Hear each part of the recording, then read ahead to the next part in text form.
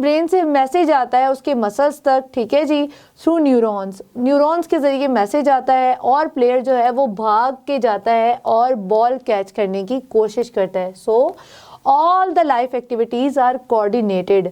अब बात यहीं पे स्टॉप नहीं कर जाती, इसके लिए जो मसल की एग्जैक्ट कंट्रैक्शन है, मसल की मूवमेंट है और उसकी लेंथ और पावर का एग्जैक्ट होना बहुत ज़रूरी है। आपकी बॉडी के अदर सिस्टम भी कोऑर्डिनेट कर रहे होते हैं। जैसे आप तेज़ तेज़ भागते हो, वो प्लेयर तेज़ भाग रहा है तो उसका हार्ट रेट क्या करता है, इंक्रीज कर जाता है, ठीक है जी। ब्लड प्रेशर जो होता है उसको एडजस्ट किया जाता है ताकि उसकी रनिंग को प्रॉपर बनाया जा सके। उसकी बॉडी से एक्स्ट्रा हीट जो प्रोड्यूस हो रही होती है ड्यूरिंग रनिंग, उसको भी बॉडी से रिमूव किया जाता है। उसकी जो ब्रीदिंग है वो भी बढ़ जाती है, उसका रेट ऑफ रेस्पिरेशन भी बढ़ जाता है। These all activities are coordinated through a proper channel, through a proper system, जिसको हम कहते हैं कोऑर्डिनेशन।